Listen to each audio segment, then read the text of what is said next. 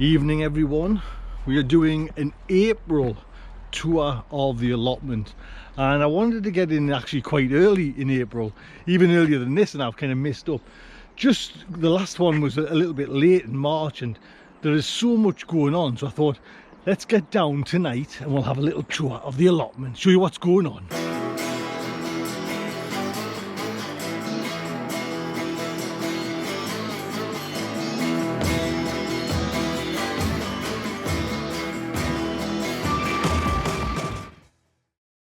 So like I mentioned, even in the April tour, sorry, the March tour, it's all up here now. It's all happening in the Polytunnel and there's no seeds or anything going off like that.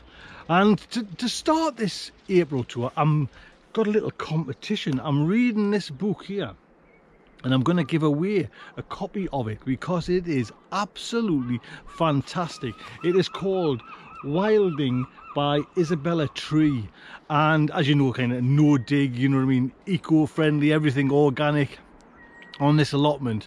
And this book is the story of Isabela Tree with getting back to a farm, and the farm was on its knees with like intensive farming and everything like that, and they took this chance in I think it was in 2000 to just return the farm back to nature and let nature look after itself, you know, let the animals roam wild, stop all the intensive farming, you know, like no dig and everything. And that's just at my heart with this allotment. So I've just started it, but I'm about 50 pages in and I'm loving it, absolutely loving it. So I'm going to give away a copy of this book at the end of this little tour as well. So there you go, and I'll put a link on if you want to kind of get yourself. It was the non-fiction book of the month. I think it's this month or maybe last month, one of them anyways, in Waterston. So it is, you know, it's got some pedigree, it's got some clout behind it. What a great book. But the tour, that's what we're after, so come on. So we'll start this tour then by just walking into the allotments, and that's how we'll do it. We'll just tackle the outside and then we'll pop into the Polytunnel. So we walk through the gates, and first off is garlic that I'm a little bit disappointed with, if I'm honest with myself. There's like, it's all different sizes, there's nothing kind of uniform about it, and I was hoping, you know, they would all be like that, you know, like all a nice decent size. But you've got some that are kind of way down there, some even littler ones, you know. It just seems a bit of a higgledy mismatch up here, but we'll see how it goes, and we'll kind of live with it. Moving on, this is some chard that's kind of overwintered, and I've took a crop this year of this and it's been absolutely delicious, you know what I mean. Chard's one of our favorite vegetables. This one is the bright lights, and this variety as well, and it will, like you can see there, you can see it's going to seed, you know, it will go to seed. But while me new garlic, while me new chard's coming, you know, and kind of growing away there, I can still kind of at least get some pickings from this. So, and I recommend, if you haven't grown chard before, to actually grow it. It's gorgeous stuff, absolutely gorgeous. Right, gently turning round. This is the modern art sculpture that I did. No, this is me brassicas. And this was, you know, as I've mentioned and done a couple of videos on it, this was the #1 people's choice for bird scarer, for like pigeon scarer. And this is what I've gone with. I've gone with 2 methods of doing it, and if you kind of watched the last video, that, you know, I'll come to that one over there, but that was a bit of a disaster. So in here we've got cauliflower, broccoli and cabbage in there, and just different varieties. We've got snow-crowned cauliflower, that's right. We've got, I think it might be greyhound cabbage, that's right, I can see me labels, and a broccoli which is called Green Magic. 2 rows of each. And like I say, and there was a couple of comments where they mentioned that, you know, it doesn't look very nice, Tony. But this is just, you know, for the pigeons, basically, for all the kind of little chicks that are coming down hammering your brassicas, all the, you know, the pests, in my view. And once they've kind of fliggied the nest, this will be all coming off, you know what I mean. Then we have the battle on our hands with the caterpillars by then. But so this is only temporary, so don't worry that it's kind of looking a little bit kind of hideous and nasty and everything. It's actually beautiful in artistic terms. So that's one bed there. The next one is, this is a bed of sturgeon, stir-ons, should I say, what kind of comment, of onions, and some are planted like just a little bit later than the others, you know, but they're all popping through. And again, what I want to do, like most beds on this kind of size site, that I want to interplant with different varieties of different things as well. So they're just starting now to come up, you know, and make their heads, you know, pop up and say hello. These onions are the Japanese onions, 2 varieties of Japanese onions, and I popped them, and I could have used them now, to be honest. They're looking okay. This little row at the front was just whatever was left over, and I thought I'd just use them for spring onions. And this whole bed now, you could use it for spring onions. And I'll just turn you around just so you can see my, you know, bonny face there. The whole idea this year is to kind of plant stuff that we'll keep and we'll use, instead of doing loads of different varieties of all different things. And yes, I'll be putting daft little rows of certain things in that I've kind of never tried, or, you know, but the majority of the veg I want to grow this year is I want to store it and I want to keep it and use it.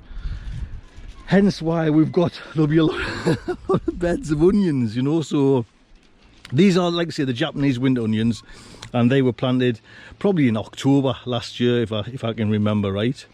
So this bed is empty, and it's probably, I'm not sure, because I don't plan anything, Tony, but it's a bed there and it's waiting to go. Little one over there, and we've got this one there. I know that that's going to be my red onion bed, so that's coming up. That'll be, you know, not long now, because the red onions are in the polytunnel and they're starting to look a little bit, you know, that they've got that strong growth on them there now, so they look a lot better. And only a couple of weeks probably before I actually get them, you know, and get them planted out. This bed is my garlics, and this is the actual Portugal garlic, and this was, you know, it was interplanted, this one as well, with what was it? Oh, it was broccoli, and there was turnips in this from last year. And I just, you know, come October, I just squashed in these garlic, and now, you know, and this, if you look at them, totally different, you know what I mean. And these were just bought from a farmer's market in Portugal, and I've mentioned this a couple of times, but they're all uniform, they're all the same height, they're all, you know, a nice size and a nice even growth, which, you know, touch wood, let's just see, hopefully they'll come good. And what I did do with, you know, both the onions sides as well, I've done a good sprinkle, a good dozen of chicken manure over as well, so that apparently helps with bolting of onions and garlic, and, you know, it all kind of, not garlic, but it all helps with that allium family. So hopefully that's done some good as well.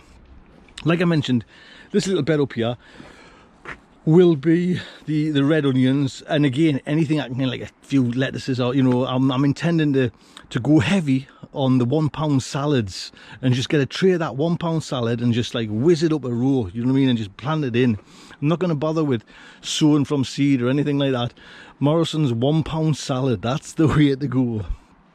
This little bit here is just a few dafts at the moment, but this is going to be one of my main experiments for this year, and it's going to be some outside tomatoes, Crimson Crush. And a lot of people said that old style wall, that old fashioned wall, once the sun shines on it, it's making itself its own little ecosystem. So hopefully, because I've never grown tomatoes outside, you know what I mean, we've always kind of just played safe and grow them in the polytunnel. And, you know, we are, you know, not that far from the sea down there, so I'm hoping, you know, I don't know if you can see that, you'll not be able to see from there, but I'm hoping, you know, we are the northeast of England, so it is cold, but not that cold, because we have this, you know, we're right down sea level, and we get the kind of sea air. You know, you wake up in the morning, it's rich with, you know, the salty sea air. So hopefully that is going to kind of keep off, you know, the kind of not the frost, but just make it a little degree or two warmer, which hopefully will help, like, you know, like you southerners down there, you know. So that's that. What else? This is, look at this, man, it's actually getting away from us, you know what I mean? It's just like, this is me broccoli, and I can't remember what it was planted last year, and I mentioned in the last video as well, it was just, you know, once you're like late planting, you know, for the following year, you don't get hit with any of the bugs, with any of the pests. They just sit dormant, and then they're away come this year, you know. Fantastic to be honest. What a pickings we've had from that. And that's, you know, sprouting purple broccoli, it's just lovely, you know, absolutely love it. What I also like as well is my, and I can't remember how the pronunciation, because someone pulled us up on it. I'm saying like it's like a Vauxhall Cavalier Nero, but this is my favourite of the Brassica family, this Cavalier Nero, and it's just gorgeous. So this whole bed is done with that, you know what I mean? So I'm hoping, putting all my eggs in one basket, and I'm just the whole lot, you know what I mean? So fingers crossed we'll get a nice crop from there. The compost bins, let's go and have a look. I did a bit more the other day digging out of this, so I've took all of this now and put it in there, and you can just see it's now starting to settle down there now, and this will be my main compost for next year. So hopefully, sorry, I'm belching. I've just had my bloody tea. And here, as you can see, I'm keeping the roots of these, you know, all different last year's brassicas. Again, I just want to kind of chop them up. I've got my little tool there now, my special little tool, and they'll go into the mix as well, and just to give that woody, you know, that woody ingredient that compost so desperately needs, and so hard to find. My leaf mold there, this is it's starting to, you know, it's starting on its journey to break down. If you watch the videos, there was loads of leaves went in there, but it's slowly just sinking away there. So it's all looking good, me compost, you know, fingers crossed. What else? Me raised beds, I think we're on to there now, are a little bit quiet at the moment. I haven't got everyone filled, but I'll certainly run you through them.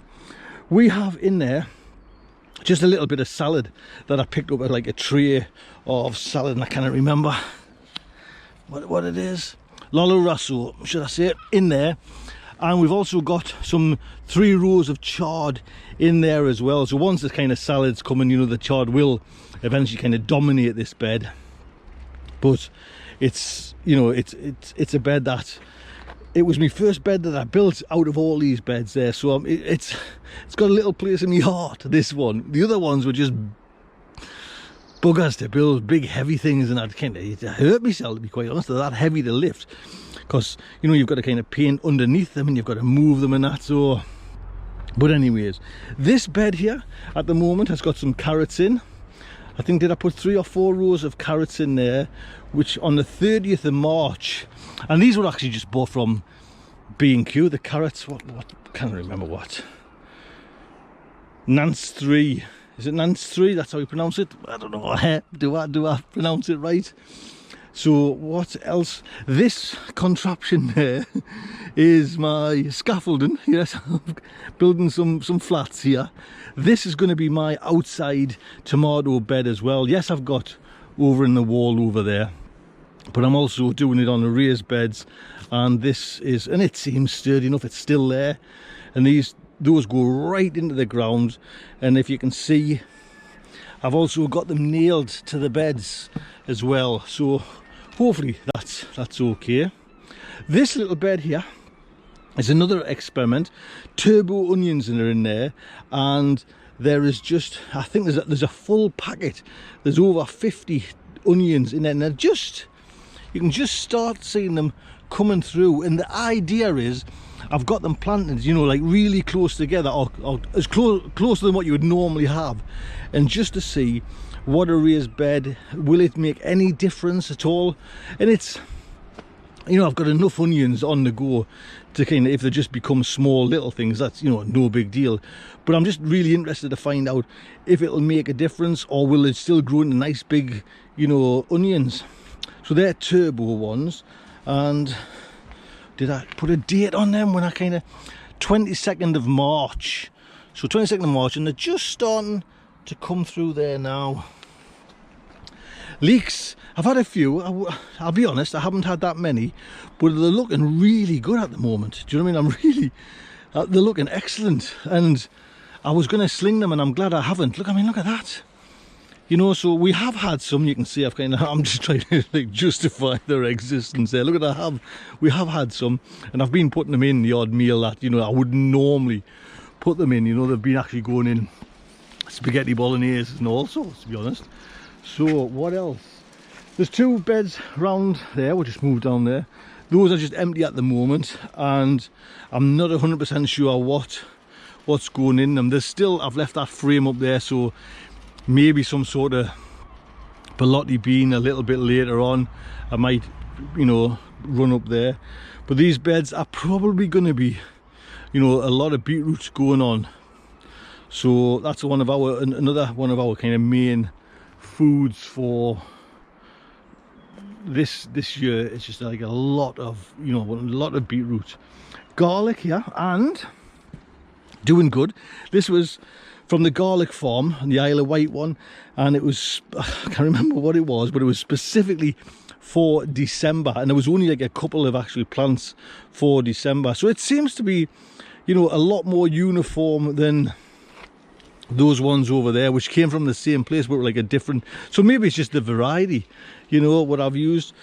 But can you see, this is me radishes. Now this was just, if you've been watching the show for a while, I'm not good at radish. In fact, I'm absolutely useless at growing radish. I kind of get away, I kind do it.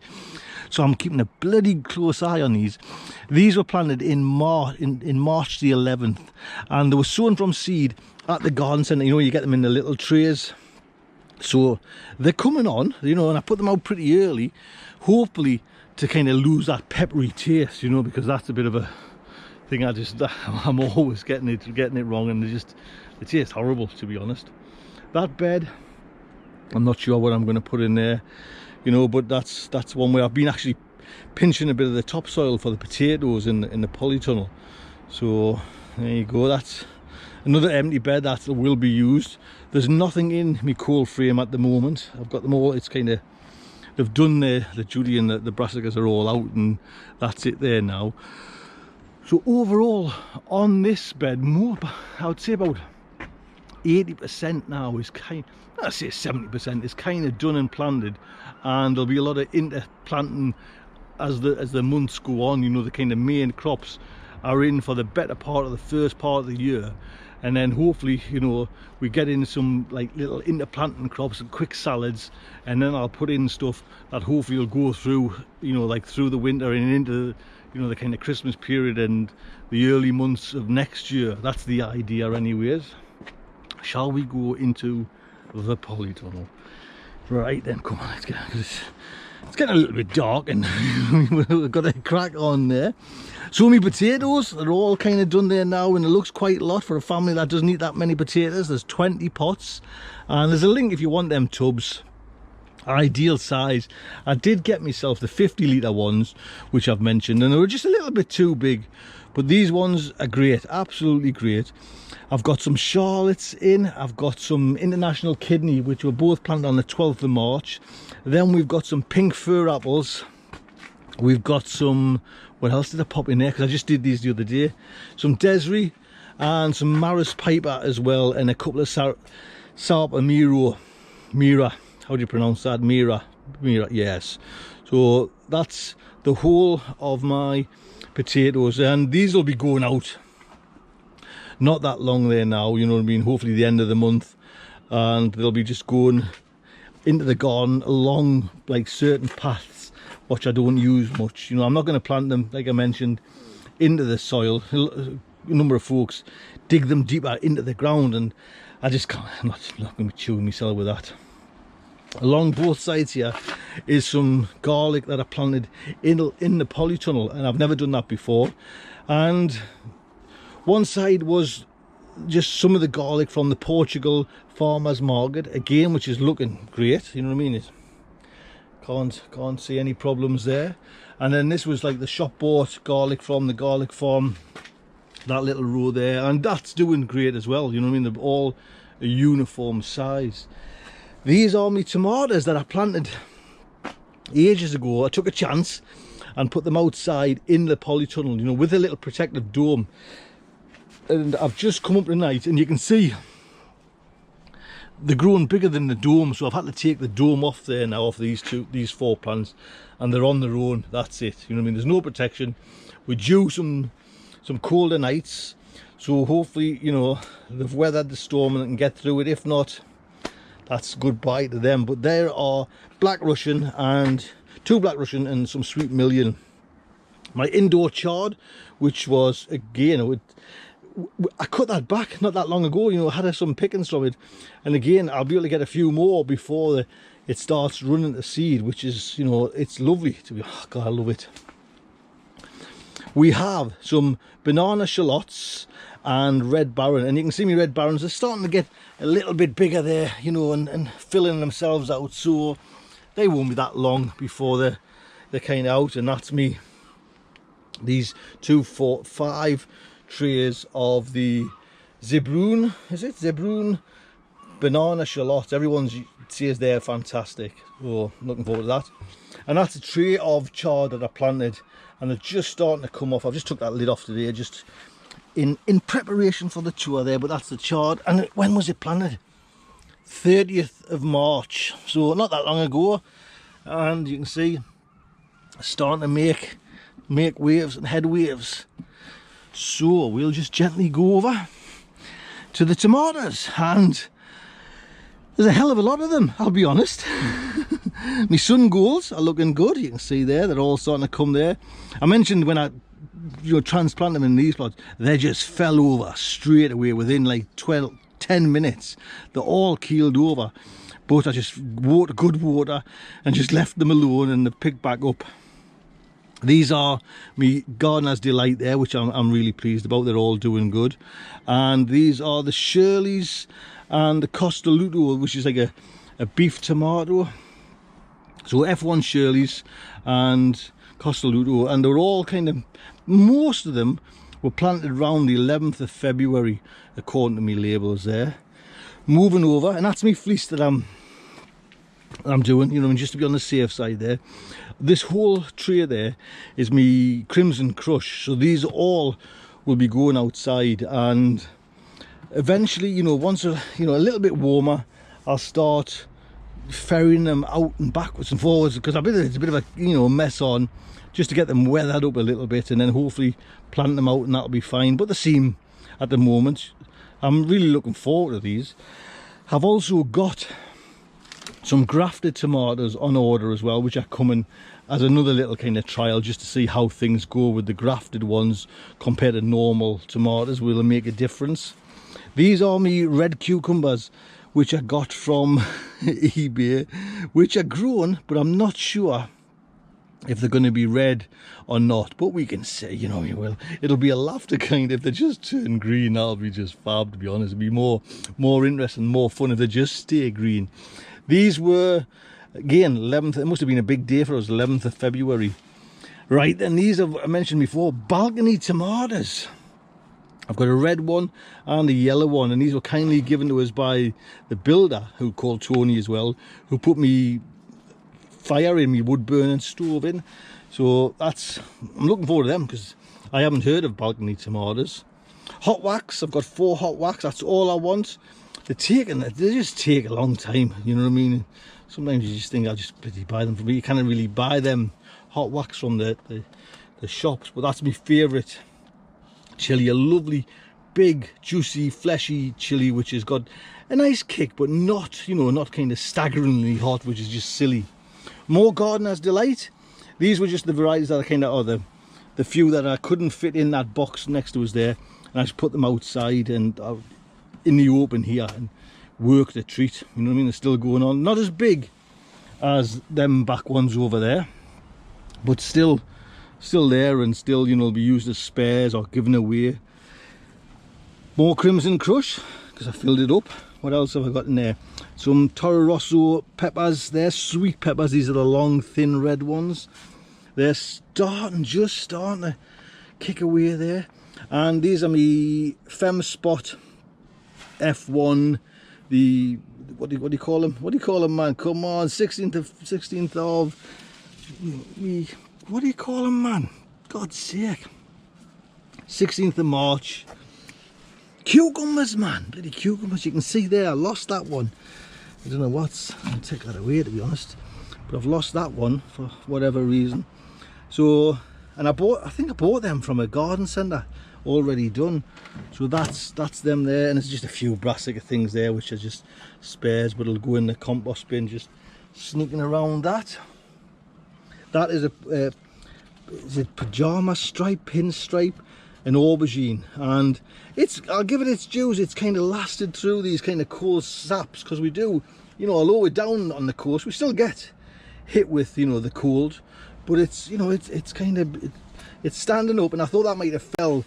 That was me kind of, if you think of it like a canary down a mine, that was me little tester. If that one failed, then it was cold, you know. So that is the tomatoes, and that's all me things. And like I say, there is loads of tomatoes there, and I'll certainly not be using all them, but it's nice just to have them in the background, you know what I mean. So I think that's it. But the competition, let's go over. Like I say, I just got this book. We were in Waterstones in Sunderland the other day, and I just love books anyways, you know. And last month I gave away a copy of Hugh's new book, and I just thought it'd be nice to kind of do this once a month, maybe on the tour day. Is if I can find a book, I'll just get the old bones to sit down there now, is to give away a copy of what I'm reading. So that's what, you can get it in hardback, but it's come out now in paperback, and it's just one of those feel-good books, you know what I mean. Like, everything's right, and it's good because it's Isabela Tree has got the whole dates of our farm way back to, you know, like Judah times, all the way up, you know, the different events this farm's been through, and right up until now, where they've won this kind of special award from DEFRA for the, you know, the biodiversity of the, you know, the farm returning to nature. A great book. So how do you win this book? Well, normally I would say check this email, but there is an email there, so and I'm going to keep it there a long time. Can you see that there? Longer than I'd normally do, because it's that email. But on this tour tonight, there was something changed. So, and then this is like, I like this because I did this last time, one of my little kind of giveaways. There's something that I mentioned, I went past over on there, and it wasn't right. It was a little bit different than last video, if you remember. There's a nice clue for you. So if you tell me what that difference was from the last video to this video, something very subtle, but it was there, and someone will get it, I'm sure of it. So let us know at that email address, and I'll get it in the post as quick as possible. So I think, you know, I hope you've enjoyed it. You know, it's all kicking off there now. It is 10 to 8 and it's still light, man. Get in your allotments and get into the outdoor life. It's fantastic. Look after yourselves. Take good care.